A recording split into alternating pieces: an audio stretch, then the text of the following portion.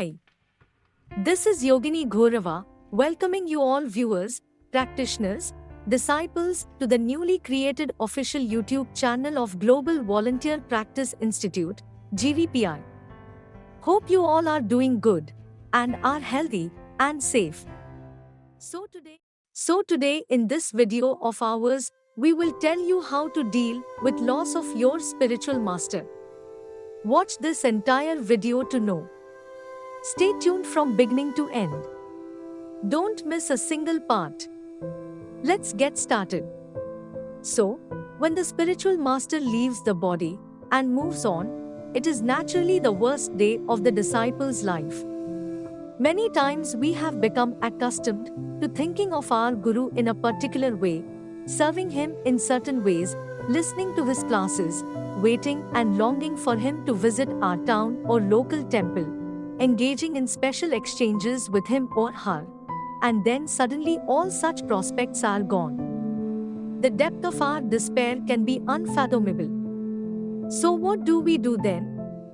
There are so many ways in which a disciple deals with this situation. Some become so numb that they simply cannot dwell on it. Some can hardly accept it.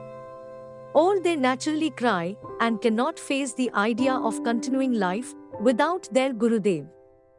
Others may absorb themselves in service or in remembering him. Some may never have thought of the fact that one day their Guru would be gone. So it can be shocking as well as extremely upsetting. The way that each disciple deals with the situation is as varied as there are disciples. The next step is how to continue getting the spiritual master's association. Naturally, there are his books, tapes, CDs, video recordings, or other methods by which one can still remember his teachings, his mannerisms, or his own ways of spiritual practice. And, of course, the disciples can also share with each other their own stories and memories of various events that took place with their Guru. Through these methods, one can fill the time and mind with the association of one's Guru. However, now you may have to work little harder to invoke the presence of your Guru. But, how are you going to continue? In spite of so many ways we may deal with the situation, the bottom line is, what are you going to do now? The loss of your spiritual master may mean that it is time for you to grow up to a new level of understanding your own purpose, your own potential, responsibility, and even leadership ability. Maybe it is time for you to move forward to help fill the gap that has been left by the physical absence of the spiritual master. Your Guru may have been called to serve someplace else by the Lord's desire, which means you and your God brothers and God sisters are here to carry on with the mission of your Guru, and some of you will need to step forward to take up more of that responsibility. It may also be time to depend more on your God family as well as be better association for them. It may be time to meditate more on what your Guru would want you to do, or what your Guru would expect from you in the situations you encounter. It may be time to allow more of your own potential to manifest. You may feel that you will never be what your Guru was, or that you will never do anything equal to what he or she did, and that is all right. A disciple will never feel that he or she will be as great as their own Guru. But also do not allow your humility to create a feeling of uselessness or stifle your own potential to carry on your Guru's legacy and mission. His determination and preaching is a sign of his own dedication to his own Guru, which is the example you must follow to your spiritual master. We have to remember that the more spiritual we become, the more we can perceive that which is spiritual. And the more you will understand that everything is going according to plan, according to the schedule. It may not be your plan. It may not be what you want.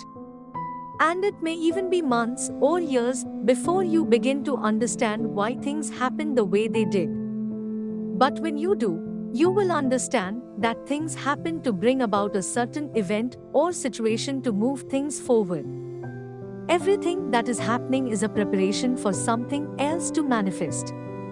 Furthermore, a key element of what is meant to take place is the next step in the process of your own development. Furthermore, you cannot think about fading away from your Guru's mission, in which he undertook so much austerity, sacrifice, and determination to establish. This is also a continuation of his own spiritual master's mission. You cannot legitimately feel that because your spiritual master is no longer physically present, you are not so inspired to continue, or that you'll fade away. If you feel you cannot go on because your Guru is no longer present, then how would that please your Guru? So that is not an option. Otherwise, the love you have shown for your Guru is only conditional love, love as long as things are as you want them to be, or as long as your own spiritual master is in the form with which you are most familiar. If you are attached to only one form of the Guru, that is conditional love. If we are attached to his form, such as being a young man who can dance wondrously while leading great kirtans, or as a great scholar with a photographic memory, etc., but cannot imagine him as someone who could get sick or even lose a limb from disease, or not being able to be his usual, dynamic personality, then that is conditional love. The spiritual master can manifest in so many ways for the mercy of the disciple if the disciple is open to it. Even appearing to be physically sick and dependent on the disciple is a way of providing extra mercy and a chance to advance for the disciple. So we must raise our love to the unconditional level and not have it based merely on particular forms. These bodies that we are in are bound to change. But our love must be unconditional. Some disciples may say that they cannot imagine their Guru being sick, or never being able to dance up a stone during kirtan, or not being able to preach in a robust manner. But in this ever-changing material world, we cannot be attached to temporary appearances. The Guru will utilize whatever is necessary to inspire the disciples to take up the chanting of the holy names, even through dancing and ecstatic kirtans, or inspiring lectures, etc.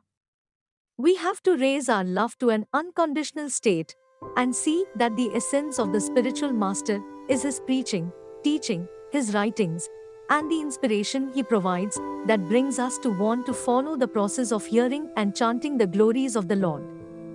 This is what is permanent in the service of Lord Krishna.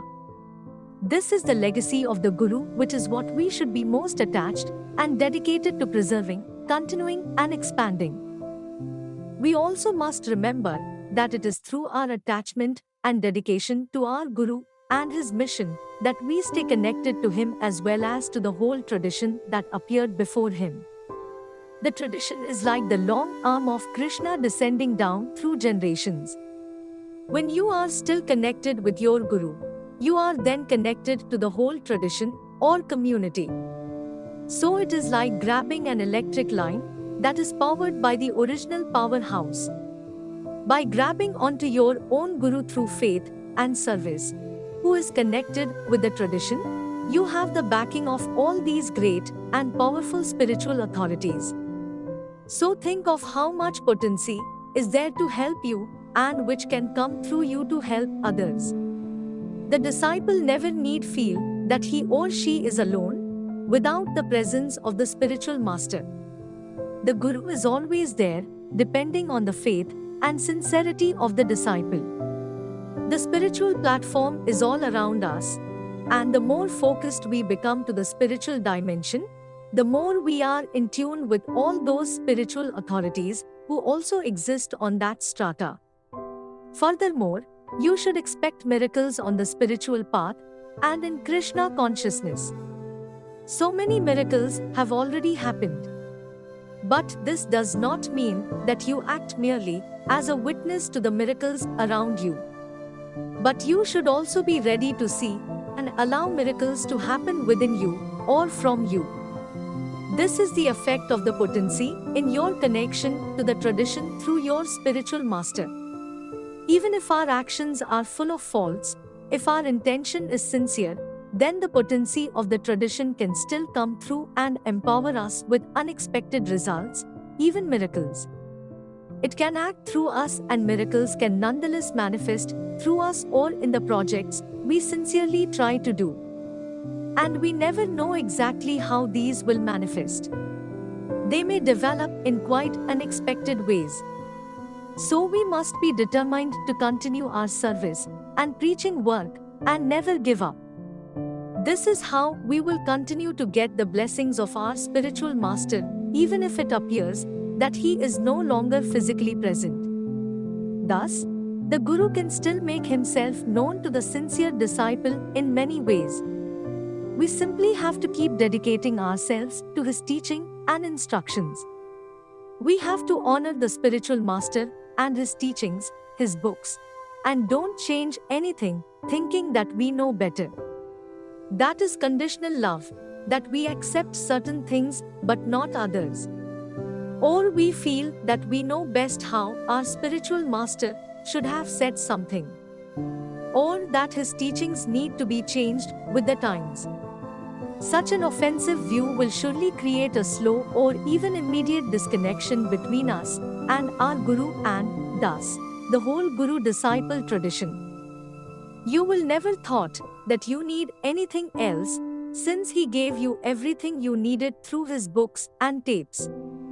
Thus, when he did leave, you will still stay attached to the way you were always associated with him through his books and tapes. And then you get encouragement from the Guru through the compliments and encouragement from your Guru brothers and other devotees and people who express appreciation of your work. And then you will feel like it is the Guru himself giving his approval and speaking through them. So, in these ways a disciple can continue to honor and respect the Guru and his all-heart teachings, as well as remain connected and inspired to preserve and expand the mission. This way we also uphold all that the spiritual master worked for, and the purpose of the whole tradition, the line of spiritual masters before him. In this way our own lives become spiritually successful. To join GVPI's global WhatsApp Sadhana group, you can WhatsApp text us at 9027803093. GVPI Business, Product and Service. And you can send us all your material, spiritual, paranormal, and practice mastery world experiences and related queries in GVPI's official Gmail account, link in the description below. And you will also find GVPI's official Instagram page, link there. Be sure to follow up and hit that pretty bell icon upside to stay updated with GVPI's all latest stories, videos, reels, live videos, and post notifications without a fail.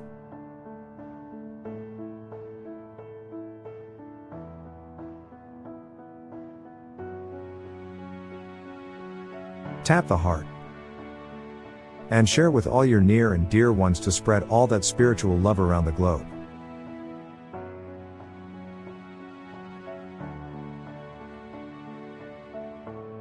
All the queries will be answered and solutions will be told by the experts publicly on YouTube. Note: all the royalty-free videos, songs, images, and graphics used in the video belong to their respective owners, and GVPI does not claim any right over them. Information sent by the admin team of GVPI in the favor of all news seekers. So, practice hard. Go ahead. Attain your goals faster than fast. And most importantly, have faith, because faith is fruitful. How much you like this video of ours, do tell us by writing in the comment box. We wish you all the very best throughout your spiritual journey. Have a nice day. Thank you. Peace out. Regards, Global Volunteer Practice Institute, GVPI.